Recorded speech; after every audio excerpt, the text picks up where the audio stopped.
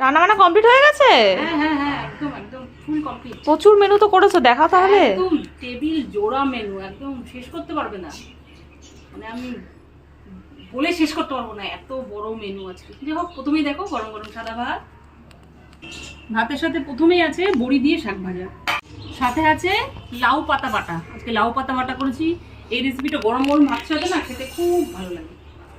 আর করেছি প্লেন মুগ ডাল, আজকে ডালটা একটু কম করে করেছি।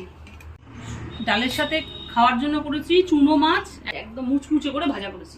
চুনো মাছ ডালের সাথে খাওয়ার জন্য মুচমুচে করে ভাজা করেছি। সাথে আছে লাউ চিংড়ি, কাতলা মাছের তেল এনেছিল, আলু বেগুন দিয়ে একদম ঝাল ঝাল করে কাতলা মাছের তেলটা করেছি। সাথে আছে লোটে মাছ। আজকে লোটে মাছটা না গোটা গোটা রেখেই করেছি। আজকে না, আমি লোটে মাছটা গোটা গোটা রেখে করারই চেষ্টা করি সবসময়। আর সব শেষে ধনে পাতা দিয়ে নামিয়েছি।